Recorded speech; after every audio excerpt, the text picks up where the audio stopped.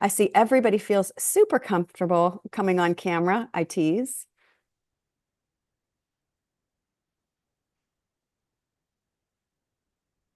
North Carolina. Where in North Carolina, Alejandra? You're welcome to come off mute if it's easier than typing.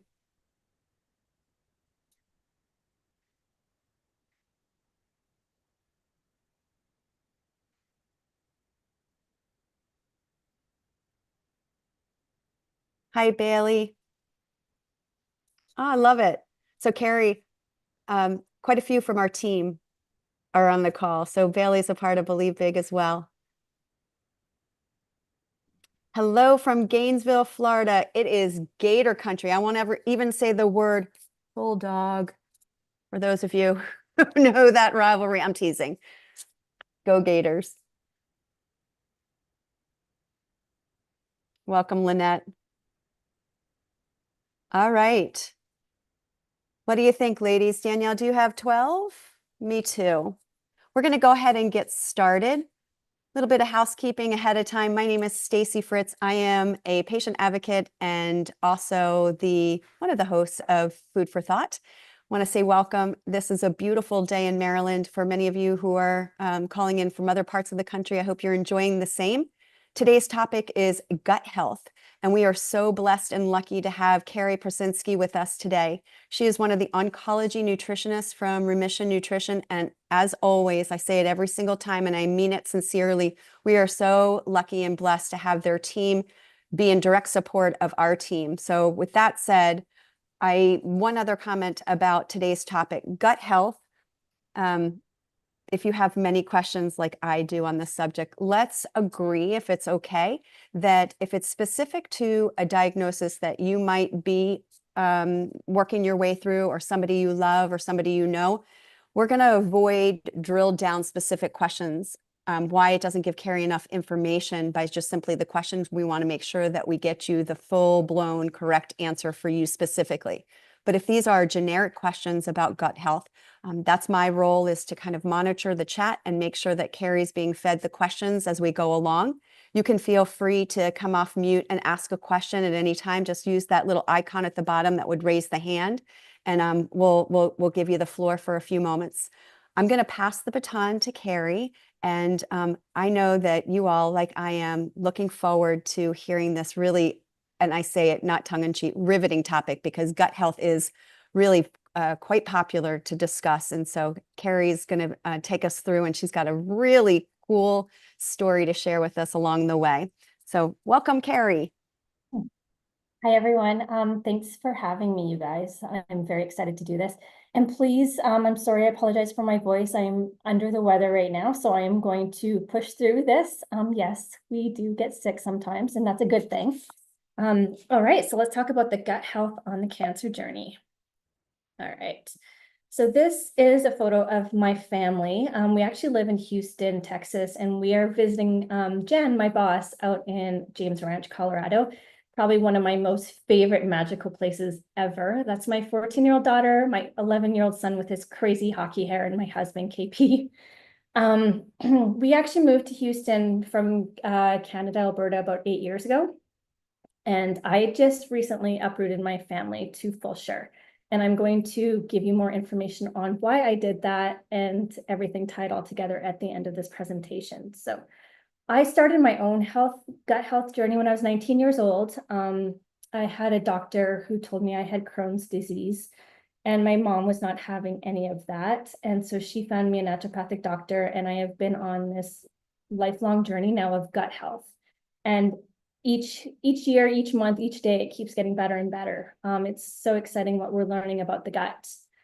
So I really furthered my knowledge with all of this when my daughter was born, obviously, and then my son. My daughter has sensitivities to food, and my son is celiac. So that just really helped to spur all of my nutrition knowledge even further. So finished my diploma, Canadian School of Natural Nutrition, went on to take my master's at Saybrook University in Integrative and Functional Nutrition. I did the coaching program with FMCA, and I did the NI program with Jess Kelly. and also did the TAP program with Dr. Winter. So this is like a passion of mine. I just keep going. And currently I'm taking my master's in herbalism because I really want to see how we can pull herbs in with all of this as well. All right. You may not be qualified, Carrie, to talk about this. I'm just at the tip of the iceberg. Yes, lifelong learners. So much. So full disclaimer, nutrition therapy is not intended as a diagnosis, treatment, or cure, prescription or cure for any disease, and is not intended as a substitute for regular medical care. This lesson is for educational purposes only. Okay. All right, so this is incredibly overwhelming, and I'm doing this with a purpose. Is because I really want everyone to understand and just see how vast of an ecosystem this is in our gut. Okay. And like I just said, I'm at the tip of the iceberg. I'm probably even less at the tip of the iceberg of what we know with the gut microbiome. As of right now, they know there are trillions of bacteria, fungi, phages, and viruses. There's over 1,000 different species, and they encode for about 5 million genes. So this ecosystem is absolutely mind-blowing, okay? Carrie, before you keep going, just for our listeners we need to level set the expectation. When you say ecosystem, are we specifically saying its own little universe within our bodies? We just want to make sure that the terminology is clear, because if we lose folks on the front end, then it's hard to pick them up. So what you're saying is this vast, separate, call it like a little universe inside of you running itself. And there are thousands of things that we are just starting to understand. Am I with you? Absolutely. Yeah, absolutely. Perfect. And I'm going to get into it too, but this entire ecosystem that's going on in our system, I actually like to explain it to my kids, is that we have this exotic zoo in our gut. There are every single animal that you've ever seen in your life, some that you can only imagine, and they live in there, and you have to take care of them by the food we eat. Okay. And then what they produce and what they do is a reflection of our health. So it's this whole incredible ecosystem, and I'll get into a little bit more about what it does exactly. But yeah, it's pretty incredible. It's pretty amazing. Okay, awesome. So this just shows that there's actually more, what they're finding, there are more bugs in our gut than there are stars in the sky. That's how diverse this system is. All right, so the microbiota consists mainly of bacteria, and the two predominant phyla are your Firmicutes and your Bacteroidetes, okay? So these are some really, really big words, but I just want you to understand that it's predominantly bacteria in there, and these are the two that we take a look at and we want to make sure are healthy, okay? These are the ones that dominate the mouth, nose, throat, and colon, okay? You don't need to remember these names, but it's just more so you just understand that these are the predominant ones that are there. And when we're in health, the microbiota, they actually live in harmony together, okay? And they undergo different processes to create these beneficial things. Well, they can be beneficial or harmful. Metabolites, they're called, okay? And these metabolites are essential in the gut being able to talk with the rest of our body, okay? So if these metabolites are not being produced by the beneficial guys, then that crosstalk is not able to happen. And this is where it actually will start to influence our behavior and brain function. So it'll either promote anxiety or calmness. It can promote depression or contentment. And they produce neurotransmitters as well, such as serotonin, which is a precursor for melatonin, which is really important for sleep. So the top metabolites that I would like to talk about, are your short chain fatty acids, your tryptophan, and your bile acid metabolites, okay? So those are just kind of a glimpse of the predominant ones. But first, I want to discuss what these metabolites play a role in. So these beneficial bacteria eat these food, convert it into beneficial metabolites. And this plays a role in epigenetic and genetic expression, plays a role in immune health, plays a role in how we respond to internal and external stressors, okay? Plays a role in energy, plays a role in homeostasis, such as water balance, electrolyte balance, hormone balance, glucose balance. and it's even responsible for maintaining its own ecosystem. So the more that the beneficial bacteria are abundant in our system, the more that the ecosystem is in balance and has reached homeostasis. It's also responsible for protecting against pathogens and synthesizing folate and biotin, okay, and absorbing magnesium, calcium, and iron. So it has a pretty big job to do. A lot of researchers are saying that about 70 to 80% of our immune system comes from our gut health. And this is a reflection of why.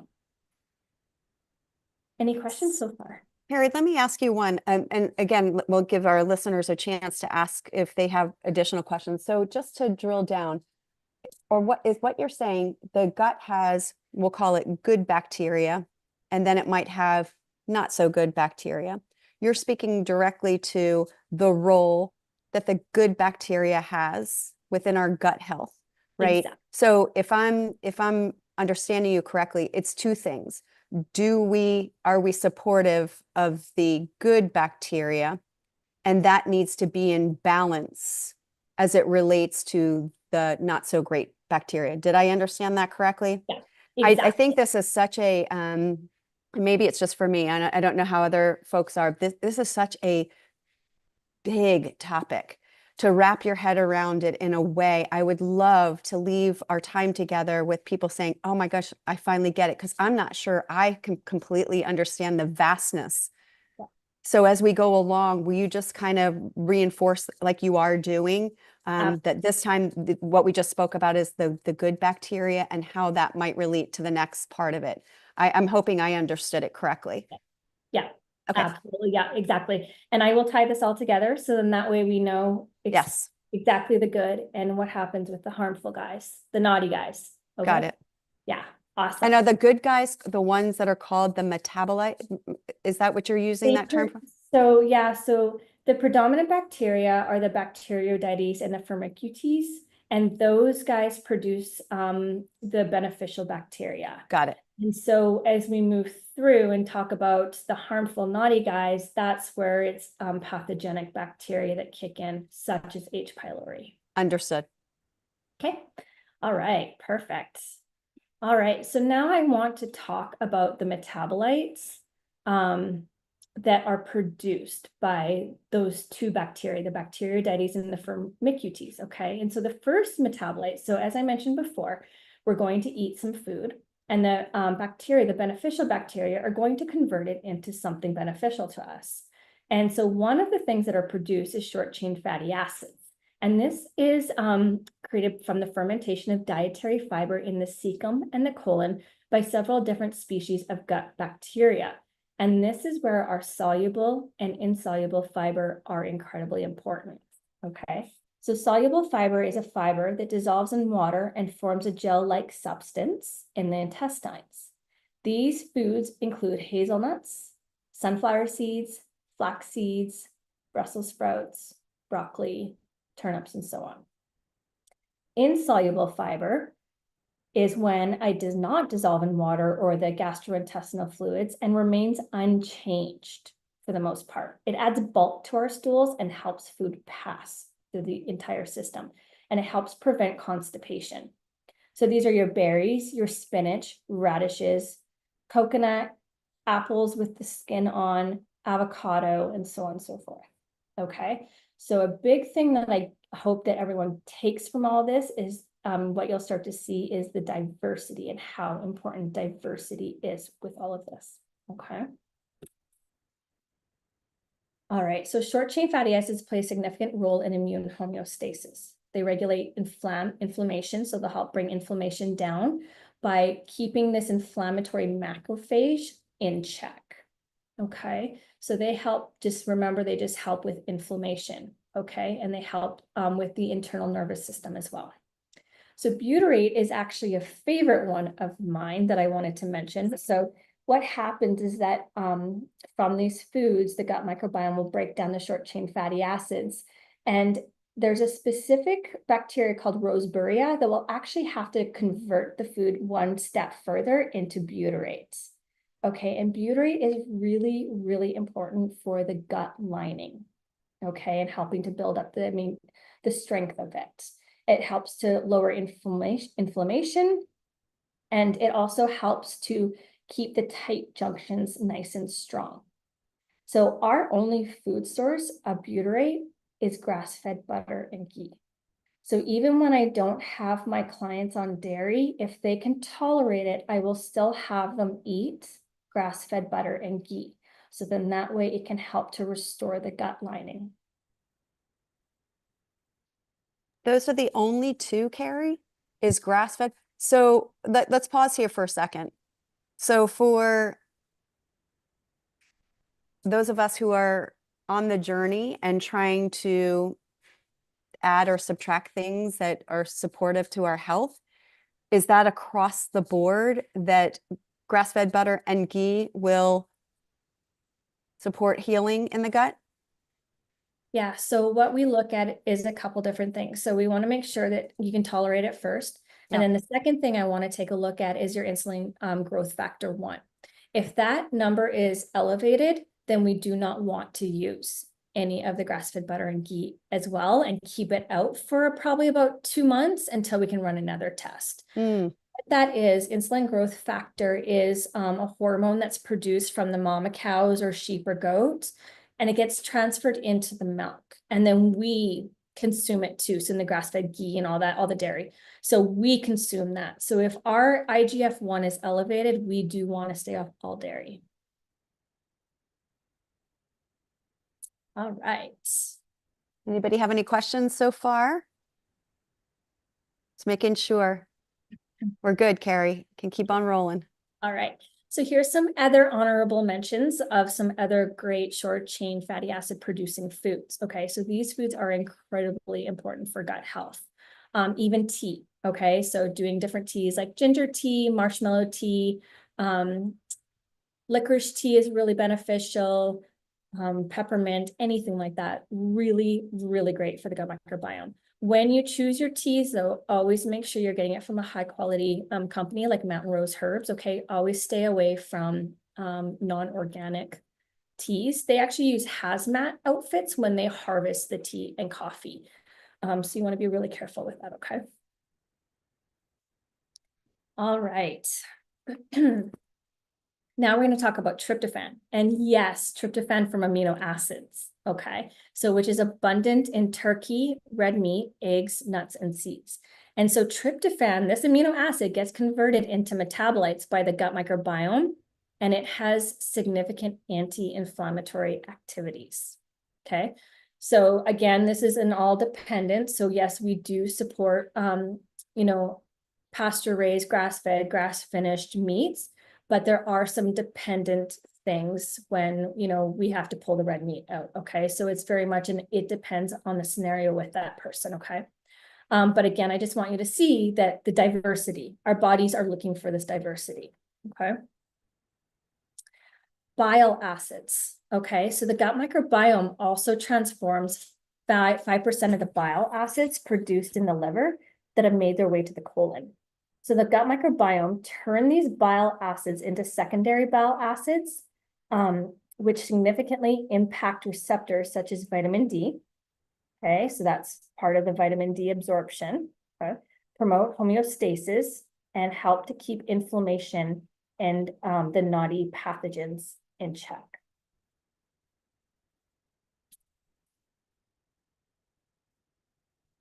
So any changes to the composition or size of the bile acid pool caused by inflammatory foods, infection, intestinal disease, or gallbladder removal can trigger dysbiosis. All right, so Carrie, dysbiosis. Yeah, what is Not dysbiosis? homeostasis. Just give it to it. Just I'm breaking down just for giggles. Just make sure everybody is on the same page. Oh, look at you. That was the next slide. Yeah. So what is dysbiosis? All right.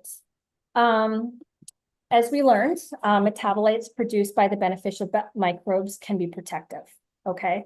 However, when the protective bacteria are not present or are drastically minimized, the more harmful ones can flourish. These harmful microbes produce metabolites as well, which are incredibly destructive to our health. and they promote an onset of disease, including cancer. This photo gives us a general overview of the connection between the gut microbiome, okay, and the liver and inflammation. This is known as the gut-liver axis. The liver is a critical organ that is constantly exposed to circulating nutrients or endotoxins produced by the gut. These endotoxins are highly pro-inflammatory, increase dysbiosis, decrease the permeability of the gut lining, known as leaky gut, and cause bacteria to relocate from one area to another.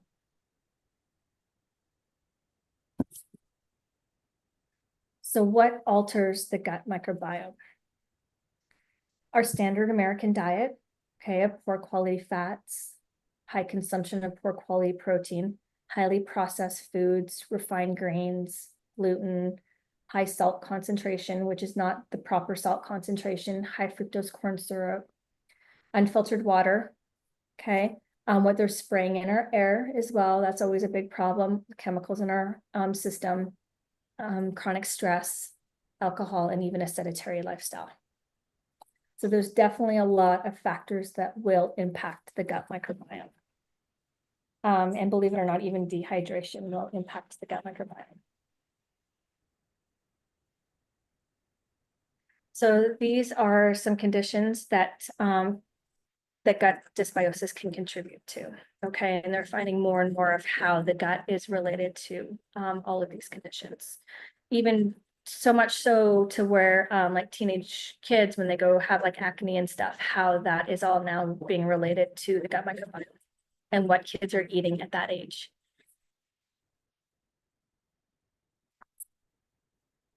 Right, so what do we do?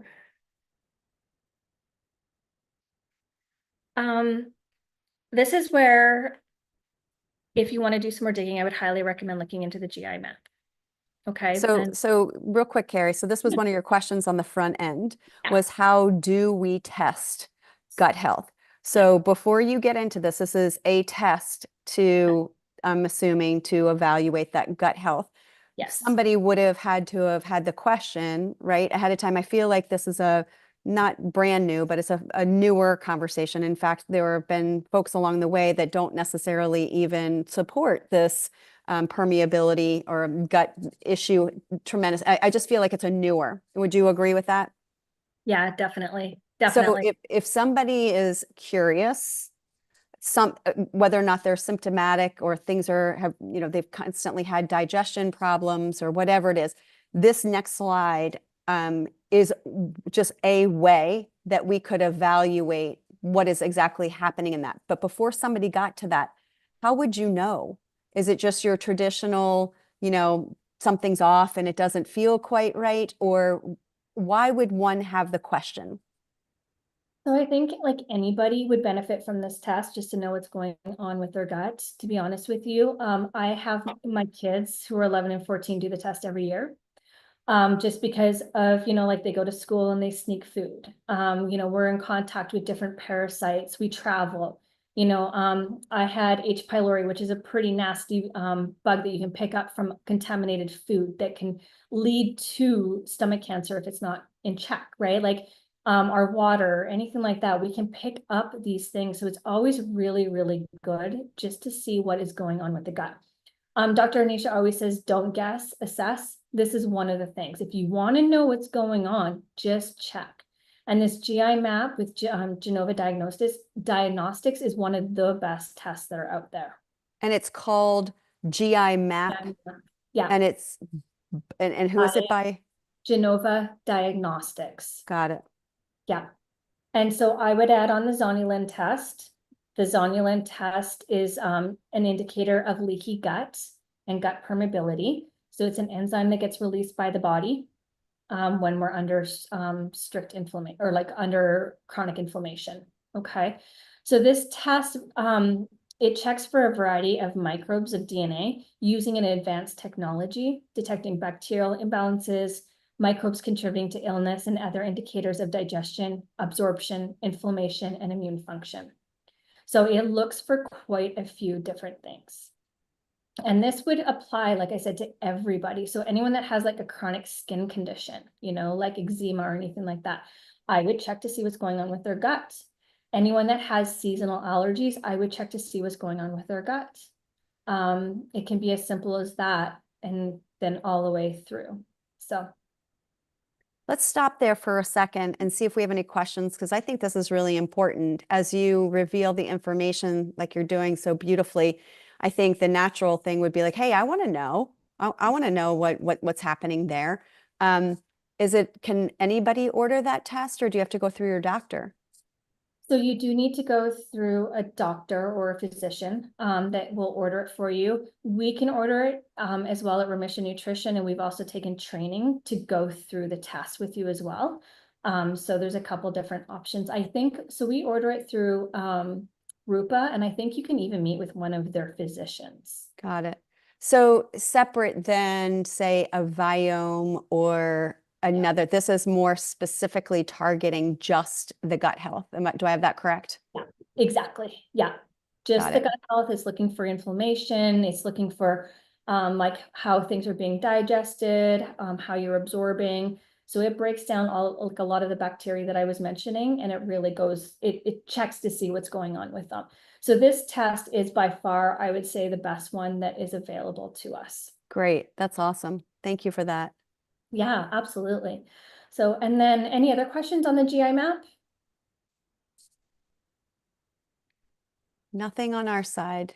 Okay, perfect. All right, so now let's go into from a nutrition perspective. So this is where we look at the 5R protocol, which consists of remove, replace, reinoculate, repair, and rebalance. So first we start off by removing some inflammatory foods and other things. So gluten is a really inflammatory food. So we even want to be very careful with cross-contamination, okay? This food has been so modified over the last 50 plus years that our bodies do not have the digestive enzymes to break this food down. And it will actually go in and destroy those tight junctions that are responsible for allowing nutrients in and out, okay? Dairy in some cases is also removed because it can be incredibly inflammatory to people. It does have a protein in there as well that if the system is under a lot of inflammation, it may recognize or misrecognize it, I guess, gluten as the protein. Okay, so and again, that's where we'll also look at the IGF-1. Legumes and grains are also on this list because they are incredibly inflammatory because of how they are grown in North America. They are typically grown in monocrop situations, and so the soil is incredibly devoid of nutrition.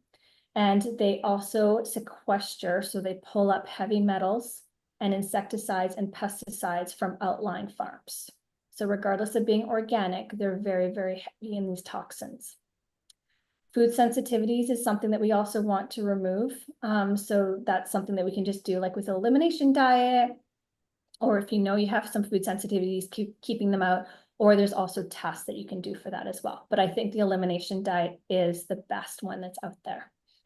Xenoestrogens, which are endocrine disruptors that are in plastics. Okay, so getting all of your food out of plastic and into glass, drinking from a glass water bottle or stainless steel. Okay, and then also taking a look at what you're using for products around the house. Okay, so shampoos, conditioners, things like that, those all can really impact your health as well.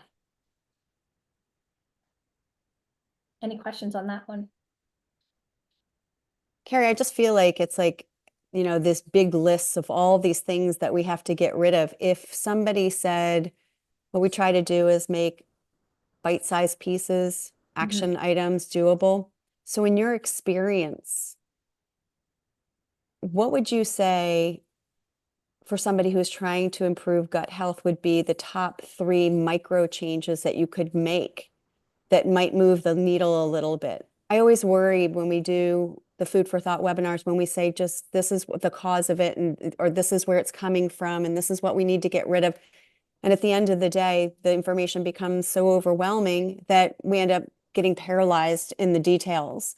Yeah. So if in this big category, would you say that that there would be 3 items that our listeners could take action on that would improve gut permeability, gut health in general for all of us, not necessarily those of us who have identified a gut health issue?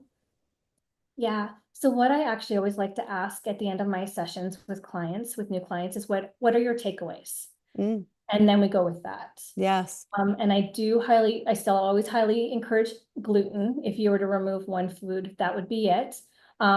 Hydration is always a big one, but then I want to know what your takeaways are, because if we go with what, you resonated with, those are always going to be the most successful. agreed, agreed. I also feel like this was my year of removing as much plastic, because it just seems like it's like a big topic, and trying to add to the to-do list that doesn't completely derail my day, but Yes. slowly getting rid of the Tupperware containers and replacing them with like mason jars. And to your point, finding a way to have a better filtered water source. That Yeah. seems, doable. The remove gluten, I wish everybody was on camera to see their faces, because like I said, I like to go the route that is the least painful, the least amount of work, because it's just human nature, right? So give me one more. Give me one more if gluten's not an option right now for So folks. hydration would be a big Hydration. one. Okay, Yep. most of us are so severely dehydrated. That would be a big thing. So let me go to my next slide, because Yes, maybe sure. this is where like what we start to replace with. So maybe this is where people start, Great. is finding, a local farmer in the area, a local grower in the area, going to farmers markets and just getting the most nutrient dense food as possible. Maybe that's the start. And we just start there. And the Love it. more whole foods that we can start to bring in, the more the other stuff starts to shift out. Okay. Love it. So again, and I have a couple slides just to reinforce this too, but again, like what we saw with the short chain fatty acids, those all eat beneficial, like those all eat whole foods. There was no mention of hamburgers or pizza or anything in there, right? So this is where we want to feed the beneficial guys, okay? So always choosing like local, if you can go to the farmers markets, talk to those, to them, find some local pasture, grass-fed, finished, pasture-raised, all of that, wild-caught fish, okay? And eat with the seasons, all right? So like as we're moving into, summer, food is, incredibly abundant. So, see what you can find and bring that home. All right.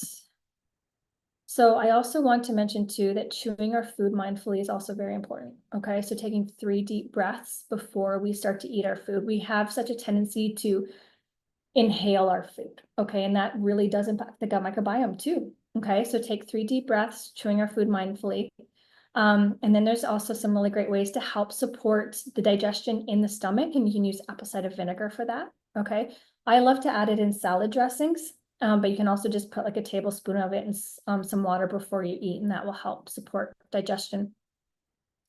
Bringing in foods, bitter foods like dandelion and radicchio. I know they're really bitter, and some people are probably like, ew, but if you cut them up really small and you add them to some eggs or into a salad, they're actually quite great. Okay, avocado, ginger, lemons, and again, hydration plays a key role in microbiome health. When you're eating, try to drink minimal amounts, because drinking while eating will actually dilute the digestive enzymes in the mouth, okay, which are responsible for starch breakdown. I did not know that one. Did you all hear that? Just make sure you get a thumbs up. She's recommending don't drink while you're eating. That's something we could do. I don't feel like that would be too big of a hardship, right? And Lynette didn't know it either. There was a little gold nugget there, Carrie. So I think we can do that one. Awesome. That's great. This is all it's about, is like, what do you take away from all this? Okay. All right. So re-inoculate. So we want to get the good guys back in. So how do we do that? So we could do probiotics. I personally love to look at fermented foods first. Okay. So a study actually came out in 2019 stating that fermented foods may be more beneficial than fiber. Kimchi contains billions of probiotic species and approximately 500 different species of microbes, far surpassing any supplement on the market. It is low in calories, and it is abundant in vitamin A, C, B vitamins, phytochemicals, minerals, and dietary fiber. If you can't tolerate kimchi, sauerkraut is another great fermented food, with some predicting the beneficial bacteria somewhere near the trillions. Okay, so you cannot get this in a supplement. These foods are incredible. And they have anti-inflammatory, anti-diabetic, anti-obesity, anti-cancer, and anti-hyperlipidemic properties. So I love to add my sauerkraut or kimchi to my eggs. So I'll make a big egg omelet in the morning and I'll top it with the kimchi or sauerkraut. When you are looking for sauerkraut and kimchi, make sure that you find it in a glass container, okay, and it's kept in the fridge. Or better, if you feel like you want to make your own, that's always great too. And then this is just an easy at-home fermented ginger. So homemade fermented ginger. So where would you use this, Carrie? So I top it on my food. So if we're like doing steak, I love it with my steak dinner. I'll have it just before I eat. If I'm like walking around the house, I'll just grab it and have a little bit too. So. All right, so next is the repair of our gut lining. So this slide and the next slide are also kind of overwhelming, but these are all of the nutrients that our gut needs to heal and needs to help feed the gut microbiome. Okay, so again, what I hope you all take from this is just the vast variety of food that we need to get in, okay? We are just, so many of us are stuck on eating the same 4 to 5 different vegetables. And so we really need to kind of push ourselves outside of that and try for a little more, okay? So I actually have a challenge with my clients. I try to get them to aim for 4 to 5 different vegetables and herbs per meal. Okay, yeah. And so it's a bit of a game. So we can make salad dressings with fresh herbs. So that counts. We can do some eggs with 4 to 5 different vegetables and herbs. Soups, 4 to 5 different vegetables, right? And tons of herbs. Herbs are so great. They're really low carb and they're so nutrient dense. Gut microbiome absolutely loves them. And I also encourage my clients when they go to the grocery store, aim for 8 to 10 different vegetables and herbs and grab at least 2 different ones you've never had before. Okay, so just make a little game of it. Every time we go to the grocery store, it's so easy to grab the same stuff, carrots, celery, kind of the same usual. But go outside of it and be like, you know what, there's some radicchio. What is that? It looks like green cauliflower. That's so weird. I'm going to try it. It's actually delicious. It's probably one of our favorite vegetables. So just have a little game with it and you'll find that you'll be able to increase more and more. And then the really cool thing about all of this is that as the beneficial bacteria start to build up, they're going to start to talk to you and tell you that they want more of this food. Okay. So there is, like I mentioned before, there's that crosstalk. And so you're going to find as you start to bring these foods in, you're going to start craving them more, which is pretty cool. All right. And then finally, this brings us to rebalance. Okay. So this isn't just about nutrition. It's about the water we drink and how much of it. It's about the air we breathe in and outside of our houses. And I know we cannot control what's going on the outside, but we can control what's going on in the inside. We can look at air filters. We can look at eliminating toxic cleaners, laundry detergents, personal hygiene products. And then we can also look at stress mitigation, okay? Such as deep breathing, meditation, prayer, or listening to classical music or binaural beats. So practicing healthy sleep, hygiene by turning cell phones off at night, shutting all screens down 90 minutes before bed, reading, journaling, restorative yoga, warm baths with Epsom salt. All of these count to help support the gut microbiome. Exercise is also incredibly beneficial, even if it's just walking. It's so important. It helps to alleviate stress. It helps to build muscle and it helps to balance blood sugar.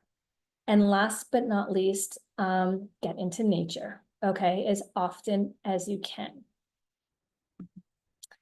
So this has led me to my next big journey, which is probably why I'm so sick. So 3 weeks ago, I moved my family from Houston, inner city, to 4 acres out in Fulshire.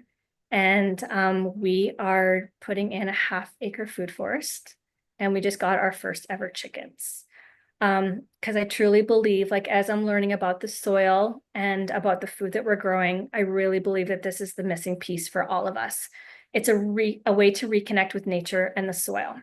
So our new adventure has taken me down a path of learning just how incredible our soil and its integral role in our health. I believe it holds the key to our well-being. We're beginning to understand that regenerated soil contains a diverse array of microbes, often even more diverse than our own microbiome.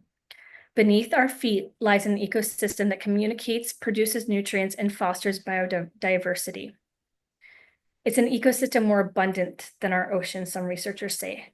But unfortunately, practices like monocropping, tilling, and the use of insecticides and pesticides have stripped the soil of this diversity, leaving it lifeless. My realization is that we are a reflection of what has happened below us. So please turn back to nature, walk in the forest, grow some vegetables in nutrient-rich soil, whether inside or outside your home. Transform your front yard into an edible landscape and engage with local regenerative farmers and growers. If you feel called to do so, consider moving to a piece of land to start your own food forest. It is stressful, but it's so worth it. Your microbiome and ultimately your health will thank you. Well, there's so much here, Carrie. Wait, you went through it too fast. Are these actual pictures of the new property? This is the All start right. of the forest. Listen, you all. She kind of low-lighted something ginormous. She moved her family to a piece of property where she is creating a food forest. So for listeners who don't know what that is, what you're saying is the regenerative piece of the land serves itself. Everything on the land has a job to do. And maybe since you did this and I haven't, although you are goals for me, maybe dive a little deeper into what exactly does that mean? And I'm trying to think, perhaps maybe you know the exact name, Carrie, but there is a lovely documentary. I think it's called Big Little Farm or Little Farm. Yeah, there's that one, and there's Farmer's Footprint as well. We will put these in the show notes. And again, I'm not trying to be selfish, but I am so interested in what you've done and have so much respect for the ability to shift. And might I add, cheeky, that you convinced your husband that this was a good idea, It was not because easy. it was not easy. But you've been there 3 weeks. Yeah. And I just would like people to know she's not saying that she's sick because she moved to this beautiful piece of I property. know. It must have been quite stressful to start the process.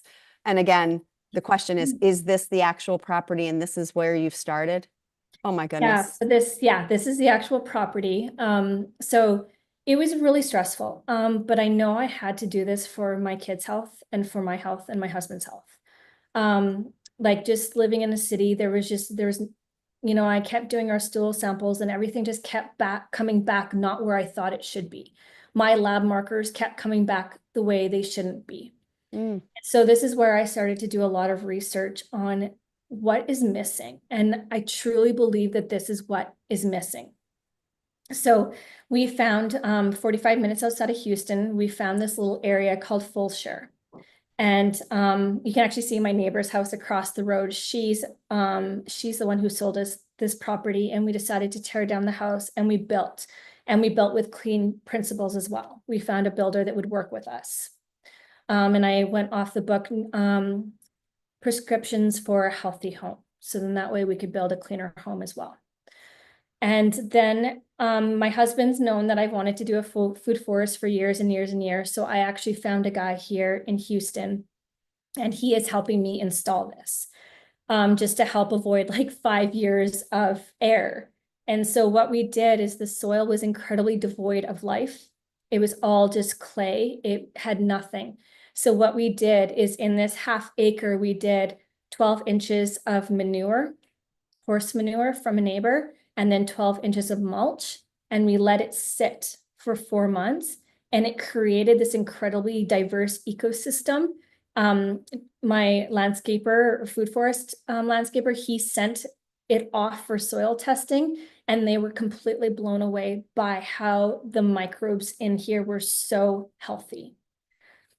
We are also doing electroculture. It's when you put pegs in with the food and you wrap copper around it. It pulls the energy from the earth into everything that you're growing.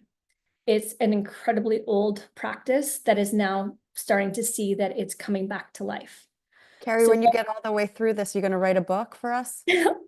I've been told that I should do a documentary. My goal, honestly, my goal at the end of all of this is to have people come for dinners, that I harvest food from this food forest and Mm. people can sit and learn and have dinners and be a part of this. Road trip for all of us. Road trip, absolutely. So what we started with was all of the fruit trees. So we started with 27 fruit trees. So we have an apple, pear, couple different citrus, lemon, lime, guava, 2 guavas, jackfruit. It's the first jackfruit that's ever been planted in Houston, and a couple other mulberry and a couple figs and a few others. And then what is happening next is about 40 to 50 different bushes. So it'd be like hibiscus and things like that all get planted around the spiral shaped food forest that I've created. And then along that will be a wildflower path and then edibles that will just grow everywhere. So you start off with your top food and it goes all the way down to edibles on the ground. Incredible. You It's literally get lost in there. unbelievable. We have a comment from one of our listeners, April. She said, Alan Savory, holistic management for farming. She went to Africa and trained under him. Are you familiar with that? No. Fabulous. I mean, again, please, listeners, if you have any questions for Carrie, I am just literally in awe. How long from the time of design till I'm not asking whether or not when it will start bearing fruit, but when you finally get your food forest completely planted from beginning to end, what does that look like? Is it years? Is it, I mean, how does it, if somebody wanted to do something like that, of course, we'd pass them to you and have you take care of it. But I'm curious from a personal, like, what is somebody looking at in terms of a time commitment where we could say it's a functioning food forest? Yeah, so Jonathan, with my food forest landscaper said it'll probably be about 2 to 3 years to really reap the benefits. But with that being said, we've already had mulberries that the kids have been eating constantly. We already have a ton of apples growing. We already have pears growing. So we're going to be getting stuff for sure. In the front end, when you can't see yet, we'll probably get it going up probably around June or July. Is we got a bunch of Vigo raised garden beds. They're made out of metal that are non-toxic and they have a 20-year lifespan. And so we're going to be planting a bunch of vegetables in there, like kind of more the annual stuff. And then underneath will be like all of the perennials that can keep reseeding. So in the bottom left corner here, there's like this picture. It looks like grass with like little white flowers. That's actually wild garlic. Oh, And so we have it growing naturally in our food forest. We were able to reseed it from another part of the pasture in there. So that's what we're doing. And then they'll start to reseed and it'll just keep growing and producing. total, talk about gut health, like right there in your front yard, like you're just putting it all there and to enjoy for every meal. That's beautiful. I mean, really lovely. Will you have more animals besides the chickens? We're sticking to the chickens for right now. We'll probably get some little goats at some point, just to help keep everything, regenerating and stuff like that. But for right now, I'm very happy with my chickens. So, That's and great. I mean, a big point too is that I've never done anything like this. Like, people can do this. It was pretty scary. It was up until the day before, moving that I was like, what am I doing? And I have never seen my kids and my husband so happy. That's lovely. So That's really it's lovely. worth it for sure. So All right, friends. Do you have any questions for Carrie? I'm assuming we're going to move on you have some comments about, did you want to talk about the bad gut bacteria at all, or we're just going to stay on the healthy gut bacteria for the recipes? yeah, so I really like to, for a big thing with all of this is I really do like to focus on the positives, Good. instead of focusing on like the negatives. And so I think if you really want to know what is going on with your gut, consider doing a test. Yep. And then that way you know what is going on. I mean, we could talk about all of the naughty guys that are, having a heyday, but until we know what's really happening, I think it's just best just to focus on the beneficial. Agreed. The Agreed. beneficial guys, let's do that. Let's get some really great, diverse foods in. Let's find farmers, growers in your area if possible, and focus on that. Focus on the positives. And some really rockin' recipes, it looks like. This is an absolute favorite of ours. I make it probably once a week, to be honest with you. My kids love it. And we use sacha inchi flour, which most people have not heard of. I have not. It's a flour from a tuber. It's really, really high protein, which is great. Some of us have a tough time getting in good quality protein. And so I just use that for my chicken fingers, and it's delicious. Love that. Love that. So, and I'm happy to share this, Stacy, like I can send this all to you if you want to share it with everyone. Well, that would be great. But Carrie, they're going to get the replay. So I have a couple questions that I wrote down. If somebody wanted to start really addressing some gut-friendly recipes like you just provided us, do you have a recipe book that specifically hones in on gut health that you would recommend to us? Yeah, there's a website called Paleo Running Mama. I love Paleo, what was the middle? What was it? Paleo Running Mama. Got it. And I love her recipes. Sometimes they need some modification, okay? But they are really great. It's a great start. The new Mediterranean Keto Cookbook is a fantastic cookbook. Kristen's putting the links in the chat if you all are in a hurry before the replay link. I don't know which I'm more excited about. I want to go study regenerative farms and forest bathing or do some good cooking. This is awesome. Like I said, I'm so in awe, and we are so happy for you, Carrie. Not happy that you're not feeling well, but it takes a bold woman to do what you did. And notice I said woman. But I really, that's a mama who's invested for sure. Look at this one, ranch dressing with raw vegetables. This is another favorite of ours as well. Another really great cookbook is called Anti-Anxiety Cookbook with Allie Miller. That one is a really good one as well. That's beautiful. Really great. All right, my friends. I think that, first of all, let's say a huge thank you to Carrie, because she was, again, low lighting. She really wasn't feeling well today. And she was, not only she just stayed in, and I just really appreciate that. So thank you. And thank you for your knowledge, and thank you for your bold move there.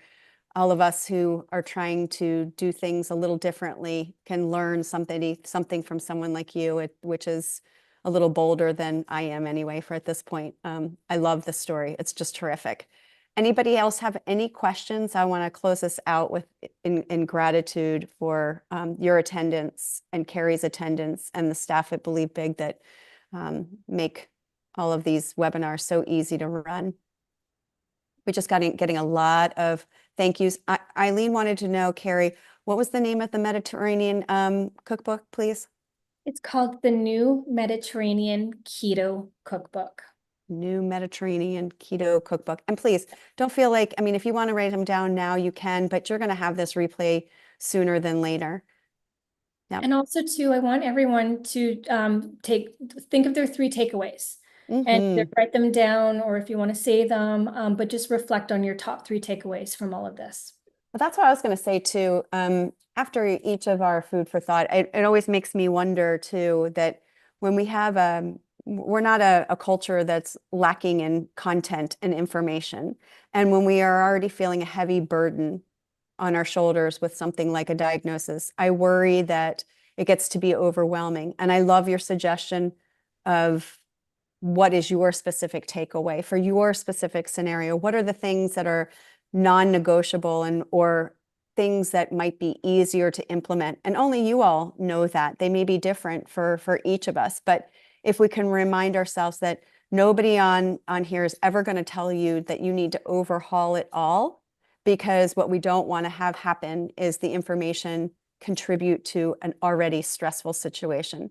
The calmer that you can be, and the more that you can bring behavior like good breathing, like good hygiene in terms of hydration and whatnot, those kinds of things go miles.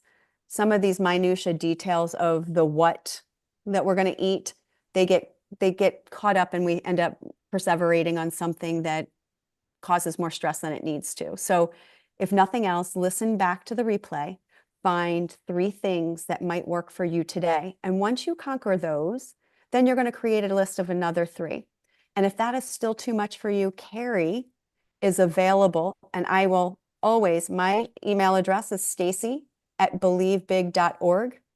You can get in contact with us, any of us at Believe Big, And Carrie, would you mind sharing your contact information? I want her to do that, but you also know that you can get to Carrie through us.